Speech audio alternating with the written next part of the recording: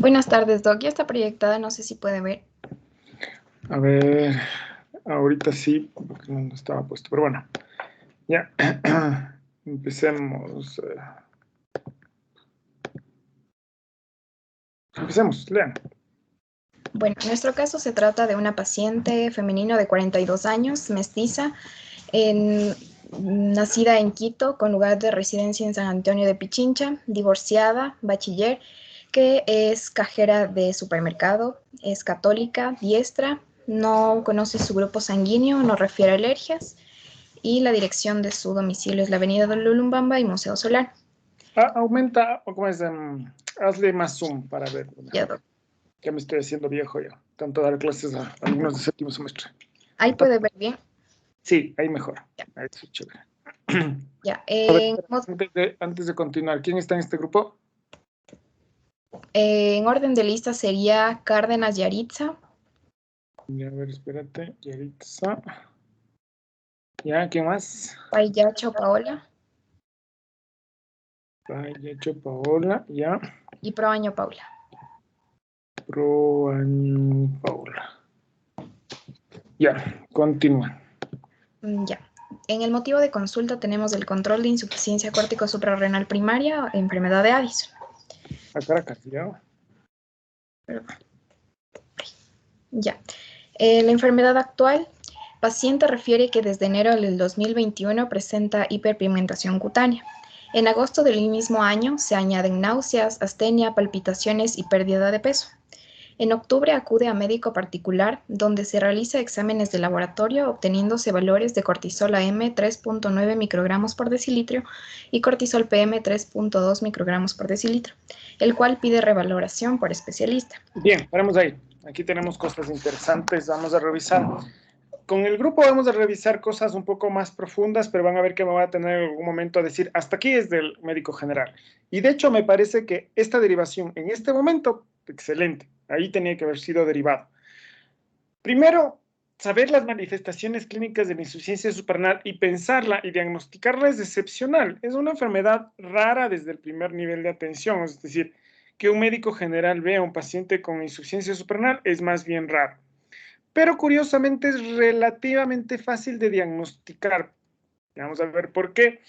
Los exámenes que se tienen que hacer, la secuencia, un diagnóstico relativamente sencillo.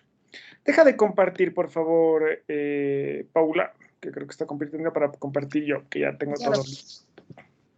Bien, entonces, lo primero, como ya les he dicho, sospecharlo. ¿Cómo sospechamos? Sabiendo los síntomas clínicos. Ahora, el paciente no va a llegar diciendo, hey, tengo insuficiencia suprarrenal. Esta sí, pero es porque ya está diagnosticada. Pero en términos generales no llega. Aquí ya hablan de algunos síntomas de la insuficiencia suprarrenal. Veamos cuáles son los más frecuentes, los más relevantes. Vamos a ir en orden alfabético, como siempre. Yaritza, cuéntanos. Ya, Doc. Bueno, los síntomas más frecuentes de la insuficiencia suprarrenal es la hiperpigmentación cutánea, también la pérdida de peso, la astenia y también la hipotensión ortostática. ¿Qué es la hipotensión ortostática? Ya, la hipotensión ortostática es la presión baja al momento de cambiar de posición, es decir, el paciente va a estar acostado y al momento de levantarse se produce esta presión baja, se le baja la presión. ¿Ya? Entonces, ¿cuánto tiene que bajar la presión? En la sistólica decía que tiene que bajar en más de 20 del valor normal y en la diastólica en más de 10 del valor normal. Más de 20 del valor normal, más de 10 del valor normal. Veamos qué dicen tus compañeros. Vamos a ir primero con las mismas preguntas, luego voy a ir profundizando algunas cosas más. Paola, cuéntanos, ¿cuáles son los síntomas más frecuentes de la insuficiencia suprarrenal? Bueno, como lo dijo mi compañera, primero la hiperpigmentación cutánea, también la astenia, las pérdidas de peso, también las náuseas, las palpitaciones, las mialgias. En ocasiones también pueden presentar fiebre y también la hipoglucemia. Aunque la hipoglucemia ya no es un síntoma. ¿Y la hipotensión ortostática no dijiste o no te escuché nomás? No me escuchan, y también la hipotensión ortostática, Ya. que vendría a ser un signo, se podría decir como que muy clásico también de la enfermedad de Addison. En vez de decir muy clásico, normalmente decimos con alta sensibilidad o con alta especificidad. ¿no? Recuerden que los síntomas de alta sensibilidad son aquellos que se presentan en todos o casi todos los pacientes con una enfermedad, en este caso con insuficiencia suprarrenal. Casi todos los pacientes la tendrán. Sin embargo, también muchos pacientes sin insuficiencia suprarrenal van a tener. Eso es muy sensible. Muy específico es, en términos generales, que solo los pacientes con esta enfermedad tienen y nadie más tiene.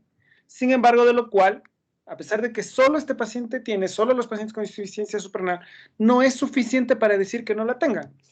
El ejemplo es la hipotensión ortostática. Es un síntoma muy específico de insuficiencia suprarrenal, es decir, solo los pacientes con insuficiencia suprarrenal tienen hipotensión ortostática. Sin embargo, de lo cual no todos los pacientes con insuficiencia suprarrenal la tienen. Pero si ustedes tienen un paciente con hipotensión ortostática, tendrá seguramente insuficiencia suprarrenal. ¿Ya? Denme un segundito.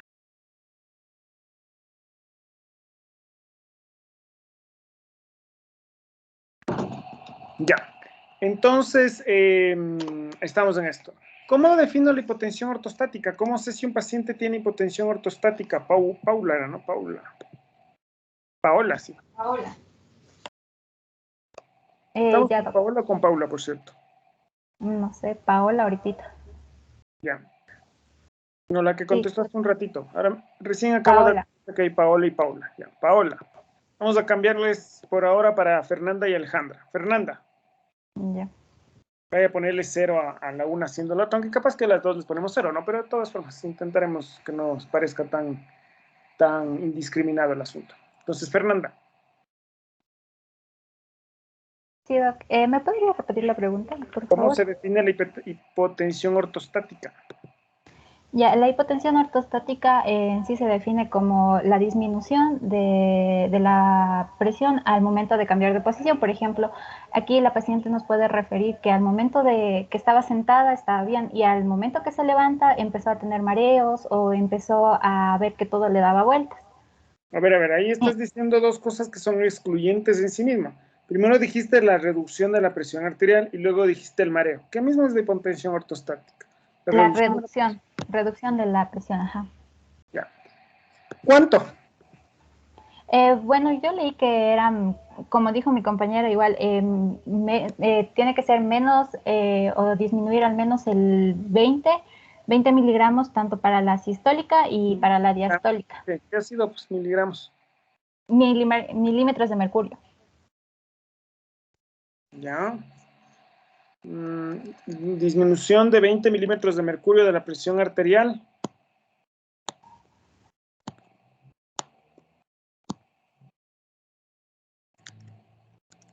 Hello. Sí, Doc. Sí, de lo normal que tiene la paciente, o sea, de las basales que puede mantenerse la paciente. De lo normal que tiene la paciente, de las presiones basales que maneja la paciente. O sea que para saber si un paciente tiene hipotensión ortostática, le digo, ¿usted cuánto tiene de presión? ¿Y de ahí qué hago?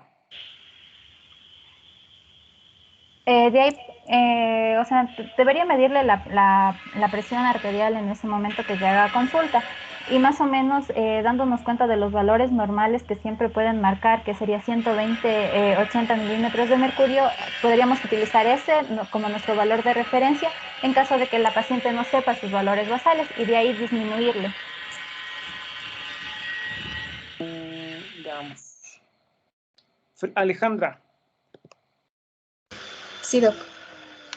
¿Cuáles son los síntomas y signos clínicos más frecuentes en el paciente con insuficiencia suprarrenal? Ya, Doc, como había mencionado a mis compañeros igualmente, lo que va a traerle al paciente principalmente es la hiperpigmentación que va a presentar. Igualmente la astenia, la pérdida de peso y la hipotensión ortostática. Además, se puede añadir mialgias, artralgias. ¿Hiciste hiperpigmentación cutánea? Sí. Ya. ¿Cómo definimos si el paciente tiene hipotensión ortostática? ¿Cómo sé si el paciente tiene hipotensión ortostática? Ya, Doc. O sea, podríamos saber cuando la presión sistólica va a ser menor de 100 o va a disminuir 20 milímetros de mercurio como dijo igualmente, con referencia a las tensiones arteriales que se mantiene la paciente. Ya. Bien, hay dos errores graves que tienen ustedes aquí. Vamos a empezar con esto de la hipotensión ortostática. Primero porque solo se prendieron 20 milímetros menos de mercurio entre la presión arterial basal. Pero la cuestión es que la presión arterial basal no es basal, sino en decúbito. Se le toma la presión al paciente acostado en el consultorio. No es que, ¿y usted qué presión tiene normalmente? No. La presión arterial acostada. Tiene que estar por lo menos 5 minutos acostado. Luego le levantamos, se pone de pie y al minuto de lo que está parada se le toma la presión arterial. Y luego otra vez a los 3 minutos. Entonces, la hipotensión ortostática es un signo clínico, ya hemos hablado de eso en las historias clínicas anteriores. Signo es diferente de síntoma. Signo es lo que yo puedo constatar, y lo que yo constato es que le disminuye por lo menos 20 milímetros de la sistólica o 10 de la diastólica, porque le tomo la presión acostada. No me cuentan, no. Le tomo la presión acostada, le pongo de pie y le mido al minuto y a los 3 minutos. Si hay reducción de 20 y 10 milímetros de mercurio, entonces tiene hipotensión ortostática. En contraposición, o en comparación más bien dicho, al mareo con el ortostatismo. El mareo con el ortostatismo es lo que el paciente me dice: doctor, me levanto y me mareo. A todos nos habrá pasado alguna vez o algunas veces incluso mareo con ortostatismo, ¿no? Están acostados, se levantan de pronto y todo se oscurece por unos segundos. Eso es mareo con ortostatismo. Y es muy probable, aunque no obligatoriamente, que sea por hipotensión ortostática. Y cuando me levanto muy rápido y me mareo y todo se me pone oscuro, eso es mareo por ortostatismo, y si me midiesen la presión, muy seguramente sea hipotensión ortostática. Entonces, primero la definición. Entonces, vengo un paciente que tiene signos y síntomas clínicos de insuficiencia suprarrenal y dicen: acuéstese en la camilla. 5 minutos, hasta eso se ponen a llenar las recetas, hacen alguna otra cosa hacen. Luego le toman la presión acostada y le dicen: póngase de pie, por favor.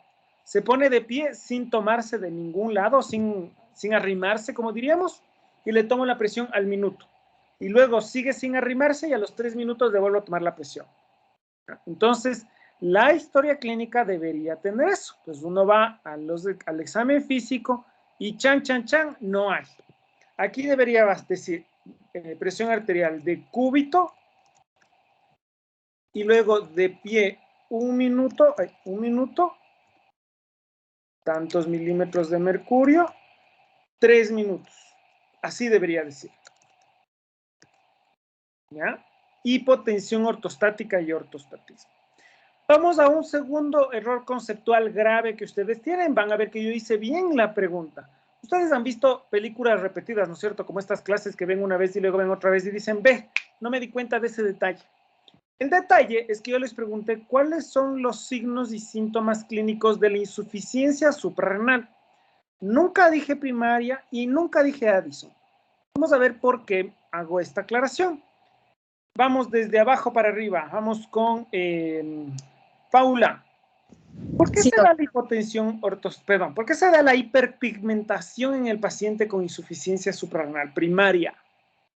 Ya, doc. En el caso de ser primaria, nos hace referencia a que hay afectación en la glándula, es decir, en la glándula suprarrenal. Entonces, esta no va a ser capaz de producir el cortisol. Entonces, estos niveles bajos de cortisol no van a realizar un correcto feedback negativo a nivel del hipotálamo y de la hipófisis, por lo cual hay una gran cantidad de hormona corticotropina, la cual va a estimular a la propia melanocortina, y esta a su vez va a estimular a la hormona estimulante de melanocitos, o sea, pero van a estar excesivamente estimuladas y secretadas. Entonces... Y entonces, en la insuficiencia suprarrenal secundaria, que quiere decir hipofisaria o hipotalámica, ¿hay hiperpigmentación cutánea o no hay? No, doc. En este caso no habría, en el ser secundario. Entonces, vean que yo dije signos y síntomas de insuficiencia suprarrenal y dijeron hiperpigmentación cutánea. Solo voy a hacer una pequeña corrección a lo que dijo Alejandra. Y es que cuando baja el cortisol, baja el cortisol, no hace un retrocontrol, tú dijiste, hay un mal retrocontrol. Y no hay un mal retrocontrol, hay un retrocontrol perfecto. Baja el cortisol y la ACTH sube. En lo que no estoy de acuerdo es en que dices que la ACTH estimula la propia melanocortina, y eso no es cierto. Lo que sucede es cuando baja el cortisol, aumenta la ACTH, pero esta ACTH aumenta, si bien puede aumentar por mecanismo directo, es decir, el cortisol bajo aumenta la ACTH, en realidad lo más importante es que el cortisol bajo aumenta la CRH. Para los que pasaron flotando fisiología, la CRH es una hormona hipotalámica. Entonces, baja el cortisol y la CRH se eleva. La CRH estimula la producción de proopiomelanocortina para los panas POMC. Voy a escribir aquí. La CRH estimula la síntesis y liberación de proopiomelanocortina. Proopiomelanocortina es un péptido grande que produce la proopio, que son los opioides endógenos. La M, la melano, que sería la hormona estimulante de los melanocitos, o la MSH, la hormona que estimula las células que nos dan la pigmentación cutánea. Y la cortina, que es la CTH. ¿Ya?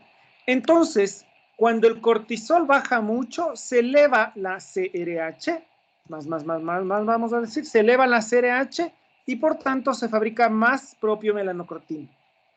Se fabrica más propio melanocortina porque queremos más cortina, pero no podemos evitar aumentar la M y aumentar los opioides endógenos. Y entonces esto da hiperpigmentación cutánea.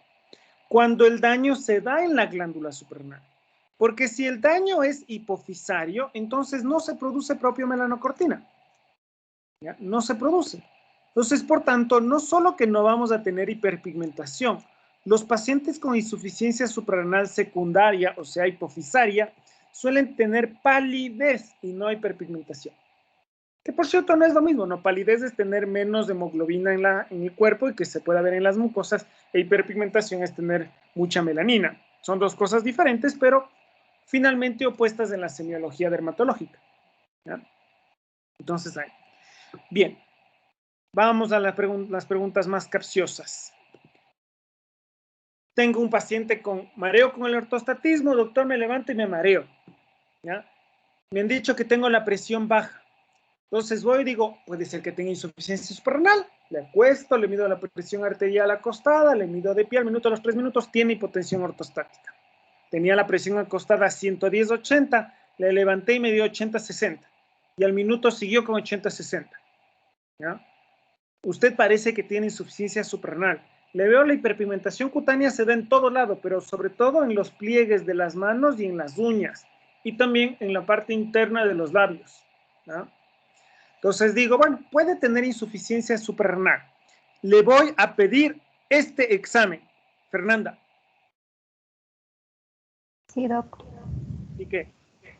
Se le pide principalmente la prueba de cortisol y ACTH, mediciones.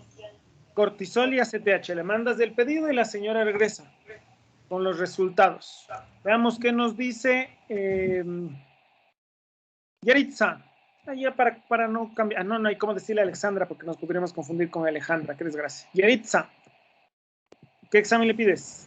Sí, doc, cortisol y ACTH. Ya. Primero, mientras voy a hacer una corrección, quiero que Paola Fernanda me indique de dónde sacó eso de cortisol y ACTH. Nos vamos para las guías de la Endocrine Society o el Harrison, donde digan los exámenes que se piden. Segundo, a las 2, pero me voy a quedar con Yaritza, regresa la paciente y les dice el señor de laboratorio que ¿cuál cortisol? De hecho, miren su historia clínica, dice AM y PM. ¿Que a qué hora me mide el cortisol? Dice el doctorcito del laboratorio. Yaritza. El cortisol AM, doc. Cortisol AM. Entonces, no digan cortisol y ACTH. Cortisol AM. El cortisol PM no sirve para hacer diagnóstico. Normalmente no debían haber puesto en la historia clínica. No importa que la paciente diga, me midieron cortisol PM. Usted dice, ah, qué bueno, y se ahorran sus comentarios. No sirve el cortisol PM para nada, nunca, olvídense, no sirve. ¿Qué dice la guía de la Endocrine Society o el Harrison, Fernanda? Sí, yo saqué del libro de evidencias médicas de medicina interna. Y bueno, sí, es verdad que me dice que tengo que pedir el cortisol AM y también la ACTH. A ver, Pero a muéstrame esta dónde también dice ACTH. ¿Dónde dice ACTH? le indico por la cámara, porque Como puedas. tengo el Si tienes que la cámara, si no tienes versión digital del asunto, ya nada, la cámara. ya, Me de la compartición para poder ver el libro ya, bárbaro. Vamos a llamar desde ahora en adelante a ese libro. Ya les voy a mostrar por qué. ya con ratito ya le presento. A ver.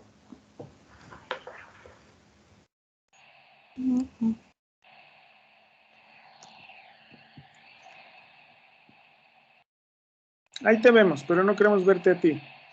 ¿Dónde dice ACTH? A ver, dice, la prueba estándar. Oye, deja de moverte, ¿tienes Parkinson o qué? No. Ya, desde ahora en adelante vamos a mandar a quemar ese libro. No sirve para nada. Les voy a compartir el consenso de la Endocrine Society, ¿ya?, sobre insuficiencia suprarrenal. Está gratuito, ¿no? Puse en Google adrenal insuficiencia y me dio esto, como ven, sin candadito, ya saben ustedes, gratuito. Si no, pues le piden a la amiga rusa que les dé el artículo. Supongo que eso ya saben mejor que yo. Guay, ya le hice algo mal. Le abrí con el Acrobat. De gana hice eso. Pero bueno, todos nos equivocamos de vez en cuando. Veamos. Chan. Esperamos que cargue. Ya. Mire, lo primero que estamos diciendo es lo que está aquí, ¿no? Signos y síntomas de insuficiencia suprarrenal. Test de estimulación con concitropina. Ya, entonces, diagnóstico, test de diagnóstico óptimo. ¿Ya? Lo que dice aquí es medir el cortisol después de administrar concitropina, que es ACTH recombinante humana. Muy bonito, pero no hay en Ecuador, así que ni los endocrinólogos podemos. Ni el test de estándar con 15 microgramos por kilo para niños o 125, ni el 1 microgramo para adultos. No hay. ¿Ya? ¿Dónde está? Nos han robado. Ya.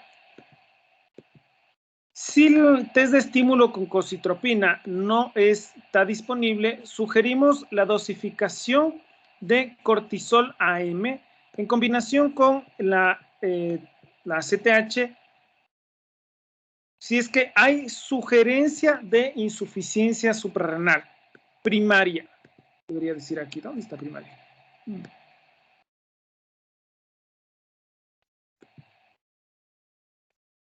Ya. Se recomienda la medición de la ACTH plasmática para establecer la insuficiencia suprarrenal primaria. La ACTH nos sirve para establecer el origen de la insuficiencia suprarrenal, si es primaria o secundaria. ¿Ya? Entonces, aquí, yo cambié, pero esto no cambió. Esperen. ¿Dónde está? Aquí, entonces, la historia clínica debería decir...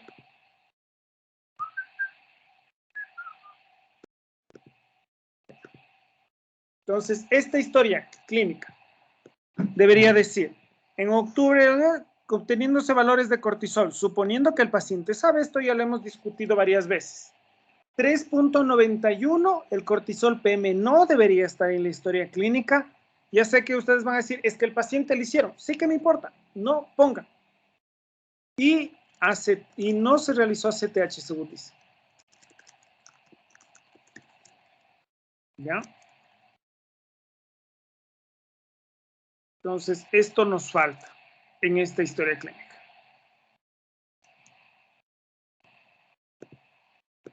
Podrían incluso poner en la historia clínica, aunque vendría siendo un juicio de valor, no, mejor no. Esto del test de estímulo con concitropina. Ese es el estándar. el test de estímulo con cocitropina, que lastimosamente no hay en Ecuador. ¿Ya? Bien, sigamos la lectura. Ya, doc. En diciembre del 2021, las molestias persisten y el cuadro empeora con hipotensión ortostática, motivo por el cual acude al Hospital General Docente de Calderón, donde se realiza interconsulta de endocrinología. Se solicitó nuevas mediciones de cortisol AM y ACTH, obteniéndose los siguientes resultados: 4.38 microgramos por decilitro y 190 picogramos por mililitro respectivamente. Fue diagnosticada con insuficiencia córtico suprarrenal primaria e inicia tratamiento con hidrocortisona, 20 miligramos vía oral cada día, repartido en 3 dosis. 10 miligramos en el desayuno, 5 miligramos en el almuerzo y 5 miligramos a las 5 p.m. Se mantienen controles por endocrinología y niega síntomas respiratorios. Ya, vamos ahí. Siguiente, Alexandra, Yaritza. Aquí, ¿estás de acuerdo con la conducta del endocrinólogo? ¿Hubieras hecho algo diferente? Doc, en este sentido, sí está bien que se le haya pedido nuevamente el cortisol AM porque le derivaron, entonces no le había el endocrinólogo como tal dado el diagnóstico definitivo. Entonces ahorita como ya le está derivando y está el especialista, el primer examen y diagnóstico sería el cortisol AM. Entonces yo sí estoy de acuerdo en ese sentido que le haya pedido el examen y que le haya realizado. Esa es una turbina de odontólogo, me dolió el diente solo de escuchar eso. En fin, ¿tú crees entonces que con estos exámenes así, con esto que está escrito aquí, tiene insuficiencia suprarrenal? Yaritza. Doc, el examen de laboratorio sumado a la clínica que presenta la paciente ya me orienta a que sí tengo una insuficiencia suprarrenal primaria. Ya. Fernanda. Fernanda, hello. Sí, no se prendía mi micrófono. ¿Estás de acuerdo con lo que le hizo endocrinólogo? ¿Tú con esos datos que tienes ahí sabes que el paciente tiene insuficiencia suprarrenal primaria? O sea, sí estaría de acuerdo porque aparte le correlaciona con la clínica que la paciente ya viene presentando y ya los exámenes de cortisol y también que le mandó a hacer y la ACTH también ya me reportan algunos datos que están, bueno, el cortisol bajo y la ACTH aumentada.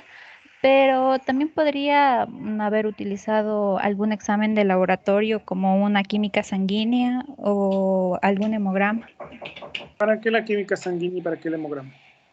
La química sanguínea para ver si de pronto la paciente presenta una hiponatremia, porque también se ha visto que en la insuficiencia córtico suprarrenal tienden a presentar un hiponatremia. Y en cuanto al hemograma, pues para ver si de Espera. pronto tiene... Hiponatremia. Stop. Si es que la paciente tiene, es la, ¿no es cierto? Mujeres, ¿no es cierto? O sí, femenina. Si la paciente tiene hiponatremia, tiene insuficiencia suprarrenal. No, doc. ¿Cómo no?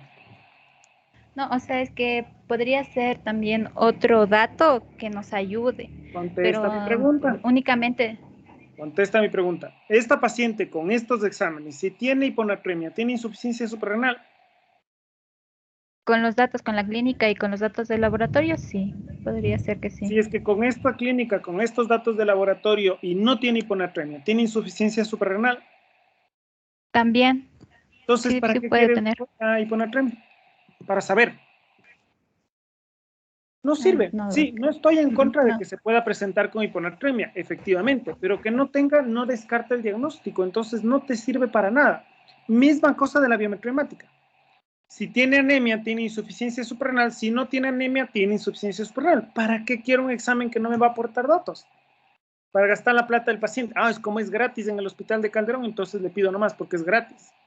No, los exámenes no son para saber. Los exámenes son para diagnosticar, para tratar, para seguir, para tomar una conducta.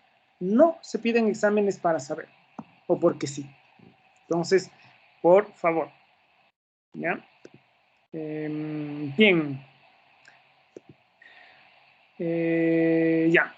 Paula, no, ¿quién era? ¿Quién contestó ahorita? Me perdí. Fernando, Doc. Paul. Fernanda, perdón. Alejandra. Sí, Doc. ¿Está bien? ¿Estás de acuerdo? ¿Con esto puedes diagnosticar insuficiencia suprarrenal primaria? Sí, Doc, pero también se menciona que se pueden hacer pruebas inmunológicas como la medición de anticuerpos contra la 21 hidroxilasa, pero no estoy Y, segura porque ese tipo, no sé si ese tipo de pruebas estén disponibles aquí en el país. bueno, es una duda razonable. Sí hay. Sí se puede hacer anticuerpos anti-21 hidroxilasa. Misma pregunta, si los anticuerpos dan positivo, ¿qué haces de diferente a que si los anticuerpos te dan negativo? En el caso de que sean positivos, obviamente ayudaría a confirmar de que es primaria, o sea, es Si son autoinmune. negativos ya no es primaria. ¿Si son qué? Son ¿Negativos? negativos. Sí, perdón, Doc, no lo escucho. Si son negativos, entonces ya no tiene insuficiencia suprarrenal. Ah, no, pero sí tiene, pero no de origen autoinmune. Y te voy a poner un ejemplo, les voy a poner un ejemplo. Etiología del hipotiroidismo. ¿Cuál es la primera causa de hipotiroidismo en el mundo? ¿Tú sabes cuál es la primera causa, Alejandra? No estoy segura. Alejandra, Sí, Doc. ¿cuál es la primera causa en el mundo? De hipotiroidismo Sí, autoinmune. no. La primera causa de hipotiroidismo en el mundo es el déficit de yodo en el mundo. En el Ecuador es el autoinmune, pero es porque nosotros tenemos sal yodada. Pero en el mundo es el déficit de yodo. Entonces, cuando yo tengo un paciente fuera del Ecuador y tiene hipotiroidismo, le veo los anticuerpos, porque si me dan negativos puede ser déficit de yodo y el tratamiento es que consuma yodo. Pero si los anticuerpos son positivos, entonces es hipotiroidismo autoinmune, le doy levotiroxina. ¿Ya? Entonces, los anticuerpos en el hipotiroidismo fuera del Ecuador, insisto, son importantes porque me cambian el tratamiento totalmente, de darle yodo a darle levotiroxina. Pero en estos anticuerpos no te importa, da lo mismo, porque si son positivos o si son negativos, el tratamiento es el mismo. Y es más, tú dices si es negativo ya no es autoinmune. Mentira, porque los anticuerpos son oscilantes. Si son negativos, simplemente puede ser que haya estado en el punto más bajo de anticuerpos cuando le mediste. Entonces, no aportan dato.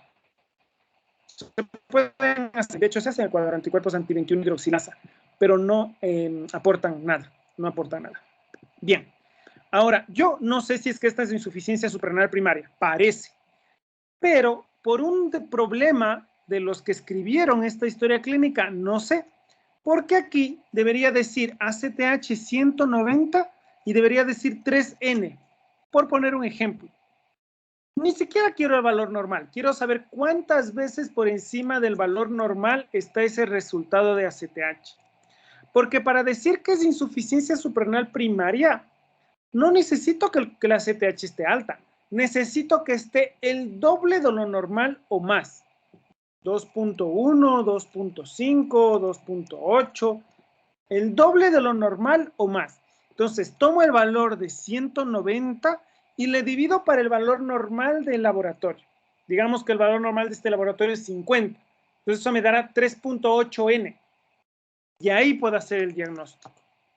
Entonces, la ACTH, y varios otros exámenes, lo veremos en diferentes historias clínicas, se tienen que poner el resultado y el valor en veces el límite superior, no el límite inferior ni la media, el límite superior. Veo de cuánto a cuánto es lo normal, cojo el valor máximo y para eso le divido el valor. Es decir, 190 y dice aquí el laboratorio que lo normal es, el máximo de lo normal es 40. Y ese valor poco. Porque no es que la CTH esté alta, es que esté el doble de lo normal o más para decir que es insuficiencia suprarrenal primaria. El doble de lo normal o más para decir que es insuficiencia suprarrenal primaria. Bien, tratamiento. ¿Están de acuerdo con el tratamiento? ¿No están de acuerdo? Vamos a empezar por el medio. Fernanda. Ya, Doc. Yo sí estoy de acuerdo con el tratamiento porque de acuerdo No, a no te lo que pregunté por leí, qué, yo solo te pregunté si estás de acuerdo o no. sí, sí estoy de acuerdo con el tratamiento. Gracias. Alejandra, ¿estás de acuerdo con el tratamiento o no? Sí, Doc, sí estoy de acuerdo. Gracias. Yaritza, ¿estás de acuerdo con el tratamiento o no? Sí, Doc. Ya, 0 para las 3. El paciente con insuficiencia suprarrenal primaria no solo debería recibir hidrocortisona, por cierto, eso no hay en Ecuador, se consigue de contrabando, sino que si es primaria, este paciente debe recibir fludrocortisona y una dieta alta en sal, alta en sal, alta en sal. Entonces yo no estoy de acuerdo con este tratamiento. A esta paciente le falta fludrocortisona y le falta una dieta alta en sal. Y no está con la fludrocortisona por lo menos. Entonces, nuevamente, si ustedes hubieran estudiado, diría aquí, no recibe fludrocortisona ni se dio, ahí siempre nos pone tilde, ni se dio suplementa, ni se indicó, sería, ni se indicó aumentar sal en la dieta. ¿Verdad? Entonces, cuando yo leo esta historia, digo, vean, si han sabido estas chicas de tratamiento de insuficiencia suprarrenal primaria, no solo el mineralocorticoide, perdón, no solo el glucocorticoide, sino el mineralocorticoide. Siguiente paso, entender qué miércoles fue lo que dije. Y para eso, fisiología, como siempre en la vida, fisiología. Yaritza, cuéntanos, ¿qué hormonas produce la glándula suprarrenal? Ya, Doc. La glándula suprarrenal en la corteza va a tener 3 zonas. En la zona glomerular va a producir los mineralocorticoides. En la Apaga zona... tu otra fuente de conectarte a la clase, por favor, que escuchamos ese ruido. Ya, Doc, deme un segundo. Ya. Entonces, en la zona glomerular se producen los mineralocorticoides, en la zona fascicular se producen los glucocorticoides y en la zona reticular se producen los gonadocorticoides. Y en la médula se va a producir prácticamente adrenalina y noradrenalina. Ya, entonces nos falta darle adrenalina y noradrenalina, Yaritza. No, Doc, porque la insuficiencia suprarrenal es prácticamente un daño en la corteza de la glándula. Entonces Muy no hay una bien, por afección en la primera vez médula. has dicho algo decente. Es daño de la corteza suprarrenal, no de la médula. En términos generales, no se daña la médula. ¿Por qué no se daña la médula, Yaritza? No, olvida. ¿Por qué no se daña la médula, Fernanda? Ya, Doc, no se daña la médula porque en sí la afectación que se De produce la es dentro corteza. de la, a ver, la corteza. A ver, perdón, Doc, no lo entendí. Que quiero que me digas, no se daña la médula por esto y que no te empieces a dar vueltas y vueltas y vueltas y decir volver. Ya, es que no se daña en sí la médula porque la enfermedad de Addison es una entidad propia de de la corteza, perdón, y aquí lo que Pero va a ¿por qué es disminuir propio van de a la ser las corteza? glucocorticoides y los No mineralocorticoides. te des vueltas. ¿Por qué es solo de la corteza? No me puedes decir, no se daña la corteza porque no se daña la corteza en esta enfermedad. Claro, si no tendría otra, pero ¿por qué no se daña la corteza? Perdón, ¿por Porque qué no se daña? la corteza no se daña, Doc. Doc, ¿dijo algo? Sí, te dije que me contestes lo que te estoy preguntando.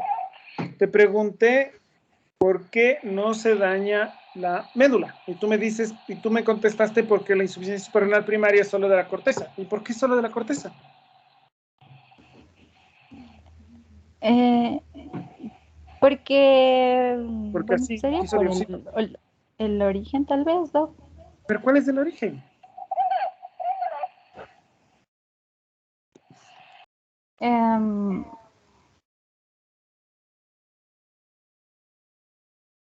no recuerdo. Esa respuesta sí tiene sentido y no creo que no te acuerdes, no sabes directamente. Alejandra, ¿por qué la insuficiencia suprarrenal primaria afecta solo la corteza y no la médula?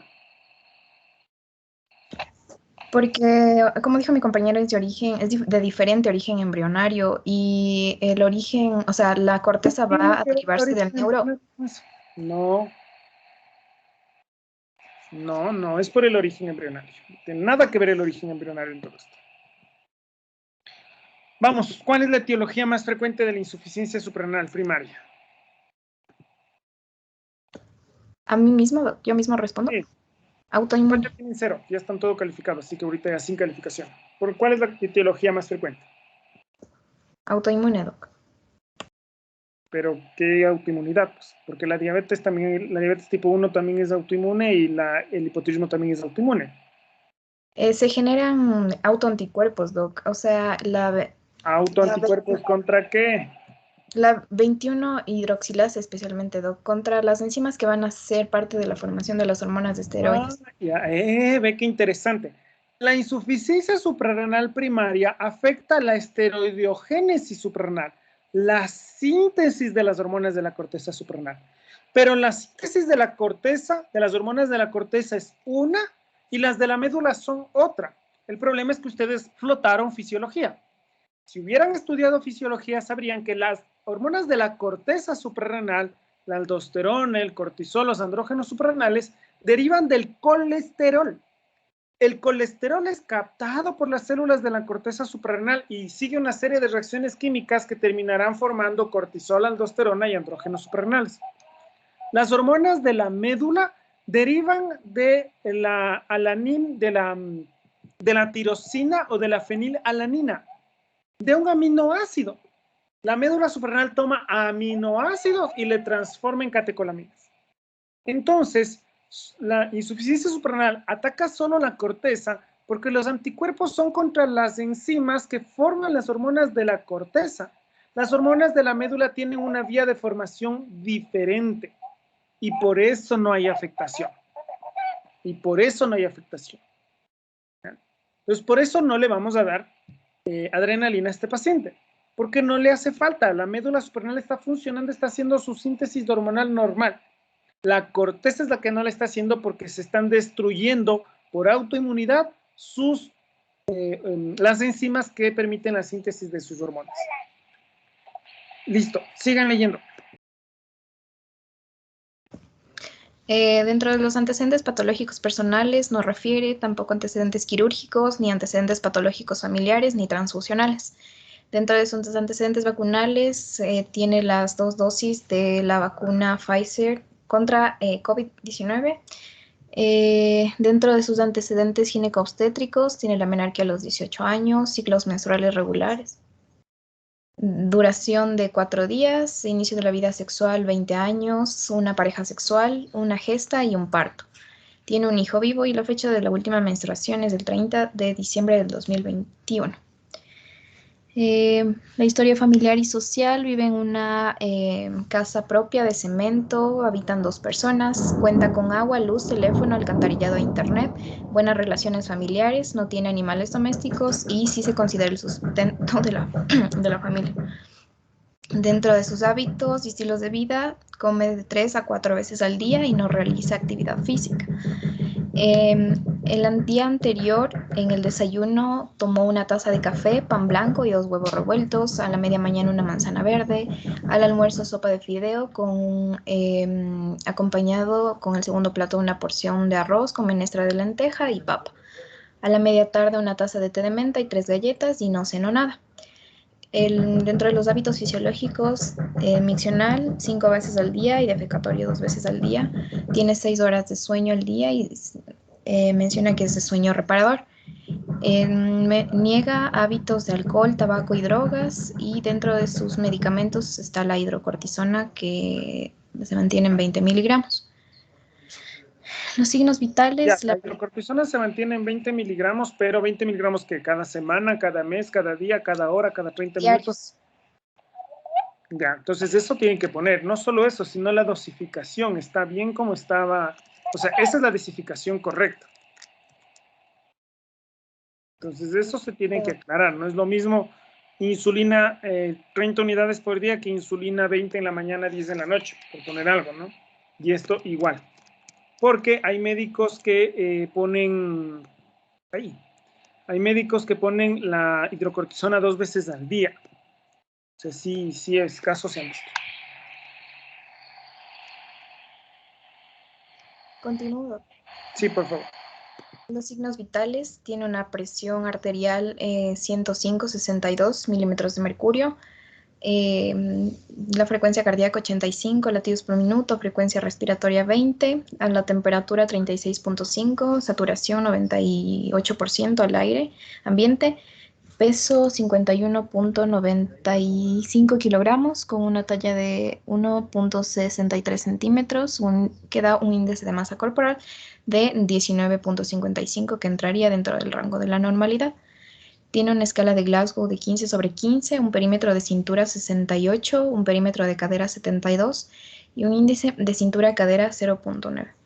Al examen físico general se encuentra una paciente febril de biotipo ectomorfo, consciente, orientada en tiempo, espacio y persona. Su cabeza normocefálica, tiene pupilas isocóricas normorreactivas a la luz, escleras anictéricas. Sus oídos se encuentran sin patología aparente. En la boca se encuentra hiperpigmentación en lengua y encías. Al cuello se encuentra hiperpigmentado, móvil, no hay ingurgitación yugular, no adenopatías, tiroides palpable pero no visible, con el cuello en posición anatómica. Piel y fanera se encuentra hiperpigmentada, el tórax simétrico con Aquí otro expansión. defecto, perdón. ¿Hiperpigmentada dónde? Porque la hiperpigmentación de la insuficiencia suprarrenal no es generalizada, no es todo el cuerpo que está hiperpigmentado, son las mucosas. ¿Ya? De hecho, las zonas no expuestas no se hiperpigmentan. Sí. Ay, perdón. Ya. Pulmones, murmullo vesicular conservado, no ruidos sobreañadidos. El corazón, ruidos cardíacos rítmicos, no se auscultan soplos. El abdomen es suave, depresible, no doloroso a la palpación, no signos peritoneales, ruidarios presentes. Evidente hiperpigmentación a nivel de las fosas ilíacas. Las extremidades son simétricas, no edematosas, con hiperpigmentación en codos y melanoniquia en ambas manos. Ya. Bien, interesantes los diagnósticos presuntivos que tiene. ¿De dónde saca, o más bien no de dónde saca? ¿Por qué piensan que este paciente tiene hemocromatosis? ¿O podría tener hemocromatosis? Hello. Bueno, Doc, nosotros pensamos en la hemocromatosis principalmente por la hiperpigmentación que presentaba la paciente, pero de acuerdo al examen físico nosotros la descartamos porque a la palpación en abdomen no se encuentra ninguna hepatomegalia, entonces más o menos le fuimos descartando por ese lado. Ya, estoy parcialmente de acuerdo a lo que dicen. Estoy de acuerdo en que se haya considerado, si es que el paciente tiene hiperpigmentación, que podría tener hemocromatosis. Ahora, ¿cómo descartaron, según lo que ustedes dicen, la hemocromatosis? Porque la hiperpigmentación no correspondía al patrón de hemocromatosis. Entonces ya no va pues ahí, en el diagnóstico presuntivo de hemocromatosis, porque ya en el examen físico acá arriba descartaron eso. Por cierto, ven para qué se necesita este detalle de la hiperpigmentación. ¿Ya? Diferente si ustedes me hubieran dicho, pensamos que podría ser hemocromatosis, por esto esta hiperpigmentación, pero lo descartamos porque tiene una hemoglobina normal, que por cierto ni siquiera está en la biometría famosa que pidieron. ¿Ya? Entonces, ahí sí era diagnóstico presuntivo de hemocromatosis, definitiva insuficiencia suprarrenal primaria. Misma pregunta, ¿por qué la tiroiditis autoinmune? ¿Por qué piensan que tiene tiroiditis autoinmune y Yaritza? Bueno, Doc, la verdad le pusimos como diagnóstico presuntivo la tiroiditis porque en el examen... ¿Por qué se tienen que conectar por dos cosas al mismo tiempo? La una para googlear mis preguntas y la otra para ver la historia. ¿Cómo es el asunto? No, Doc, es que mi micrófono de la computadora no vale y a veces los audífonos se me desconectan. Entonces, cuando no me escuchan, sé activar del celular para poder hablar. Bueno, entonces, activa una sola cosa a la vez, si no me vas a dejar sordo. ya, Doc, mil disculpas. Bueno, le pusimos la tiroiditis porque en el examen físico, al nosotros realizar a la paciente, tenía una tiroides palpable, pero no visible. Entonces, creemos que también puede ser. Aún no está descartado el diagnóstico porque en los exámenes de laboratorio no No tenemos todavía los valores de T3 y T4, pero sospechamos también por lo que le decimos del examen físico de la tiroides. A ver, veamos. Tú dices que porque la tiroides está grande, piensas que tiene una tiroiditis autoinmune. Así es, ¿no es cierto? ¿Cómo sabemos si tiene una tiroiditis autoinmune? ¿Cuál es o son los exámenes de elección para esto? Para diagnosticar tiroiditis autoinmune. Doc, en este caso serían los valores de TSH y de T4 y tendríamos que también pedir anticuerpos para saber si es que es autoinmune. Ya, pero es que pregunté tiroiditis autoinmune, que es lo que ustedes pusieron de diagnóstico. Si la TSH está normal, pero los anticuerpos están positivos, ¿tiene o no tiene tiroiditis? Sí, Doc. Entonces, para diagnosticar tiroiditis, ¿necesitas TSH o anticuerpos? Para la tiroiditis, TSH. Si la TSH está normal, ¿puede tener tiroiditis o no? Si la TSH está normal, sí, Doc. O sea, en este caso serían los anticuerpos, perdón. Pues decídete qué mismo. Sí, son los Pero aquí no anticuerpos, están Doc. pidiendo anticuerpos. Anticuerpos anti. Yaritza, anticuerpos anti. Doc, eran los anticuerpos anti-TPO. Anticuerpos anti-TPO. Yaritza, si mido anticuerpos, si esta paciente tiene anticuerpos anti-TPO positivos, ¿qué vas a hacer? Le diagnostico de la tiroiditis autoinmune. Y Y determino si es hipotiroidismo o hipertiroidismo. tiene la TSH normal, porque de hecho tiene la TSH normal, está arriba, ¿no? No, no tiene. ¿Y si tiene la TSH normal?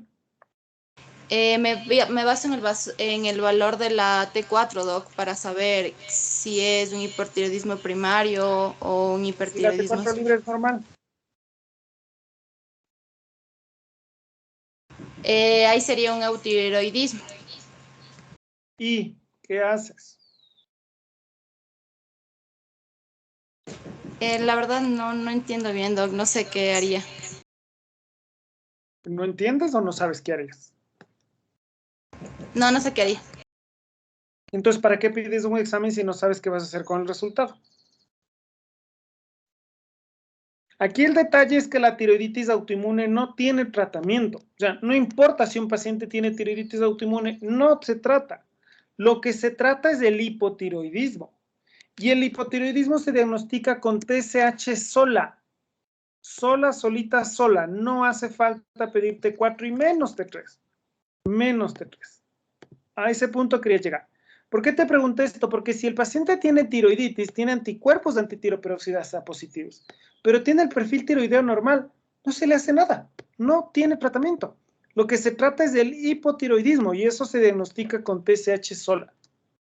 Entonces, esta dosificación de TSH es la que necesita. Anticuerpos no. ¿Y cómo es esto? Y T3 y T4 menos. No. Y no entiendo por qué dicen pendiente. ¿Quieren un nuevo cortisol y ACTH de ahorita? Alejandra. Le pusimos en el sentido de poder tener un control, Doc. Por eso, ¿quieren un cortisol y un ACTH ahorita? Sí. Ya. Si el cortisol está bajo y la ACTH está alta, ¿qué hacemos? Habría que modificar el tratamiento tal vez porque no está... Nunca. No se titula la dosis de glucocorticoides. Es estándar. De las pocas dosis en la endocrinología, a los endocrinólogos nos encanta titular, nos encanta, pero no en insuficiencia suprarrenal. No importa cuánto esté el cortisol ni la ACTH, la dosis se mantiene igual. La única razón para aumentar la dosis de corticoides es porque tenga una enfermedad intercurrente, porque le da gripe, porque le da COVID, porque le da diarrea, porque le da conjuntivitis. Ahí se duplica la dosis de los corticoides durante los días de la enfermedad. O si es una enfermedad grave que requiere hospitalización, durante la hospitalización se da dosis de estrés. pero no se titulan los corticoides. Nunca. Por tanto, no está recomendado la dosificación de ACTH ni la dosificación de cortisol AM, porque si uno intenta llevar a la normalidad, estoy tratando de abrir de nuevo esta cosa. Pues si uno trata de normalizar, le va a dar dosis supraterapéuticas y lo único que va a conseguir es Cushing, que el paciente se haga Cushing. Adrenal Insufficiency Guidelines. Esto es lo que quería ver. Entonces, no se busca normalizar la ACTH, está contraindicado normalizar la ACTH ni el cortisol. No se hace. ¿Ya? Entonces, no se pide cortisol y ACTH, no. Porque no se titula la dosis, no se busca normalizar la dosis. Acá, a ver, follow.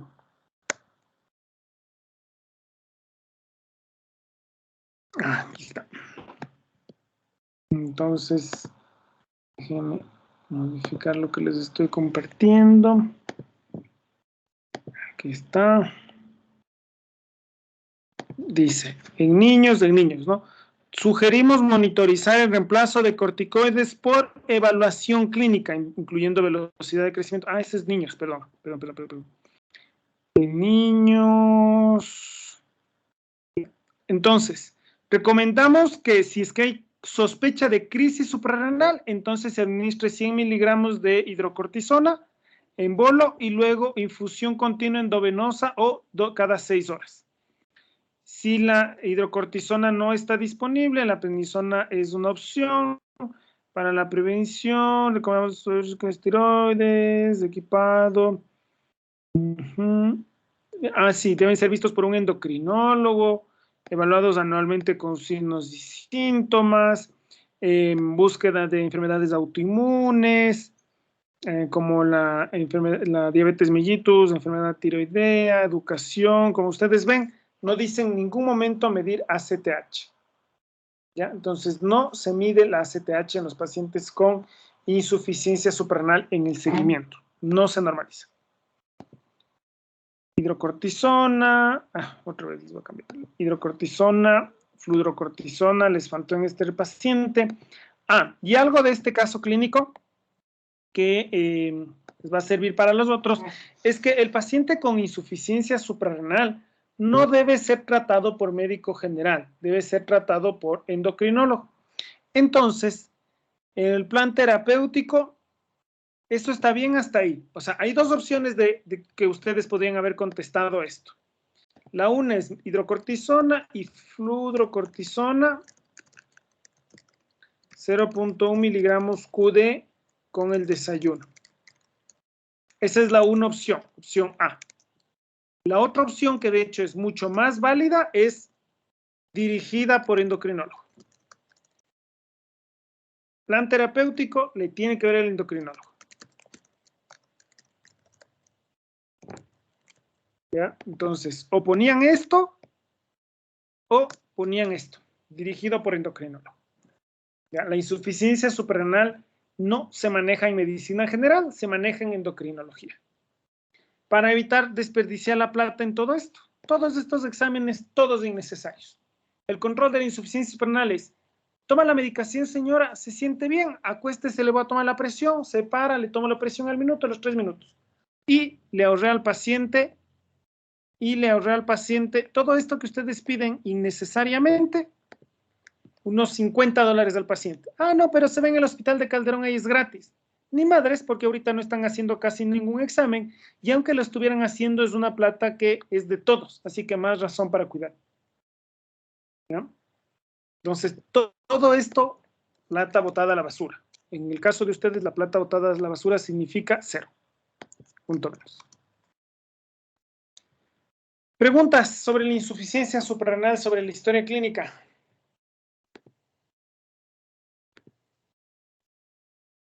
2, 3, 4, 5, 6, 7.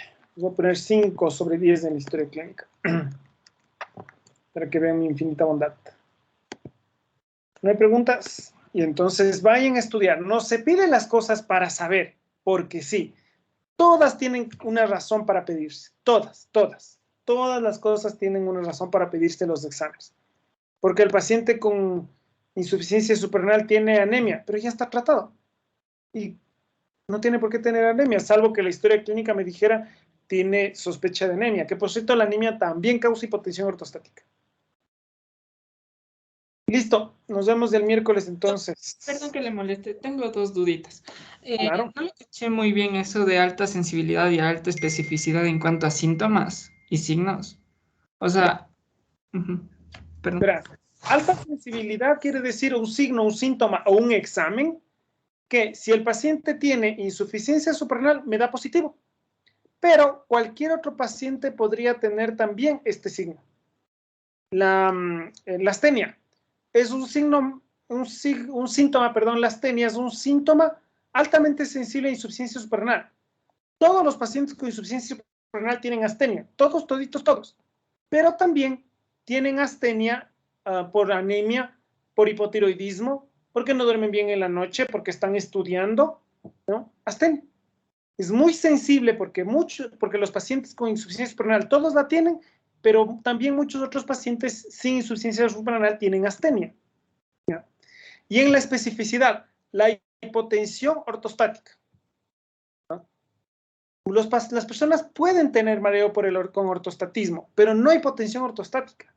Casi que solo los pacientes con Addison tienen hipotensión ortostática. Pero si yo reúno a 100 pacientes con Addison, no todos tienen hipotensión ortostática. Es un síntoma muy específico. Lo tienen solo los pacientes con Addison, pero el hecho de no tenerlo no quita. Hay pacientes con Addison que no hacen hipotensión ortostática, pero no hay pacientes con Addison sin astenia. Es decir, un paciente con Addison tiene que tener astenia. Puede o no tener hipotensión ortostática. Y si tiene hipotensión ortostática, una persona muy seguramente tiene insuficiencia suprarrenal primaria o enfermedad de Addison.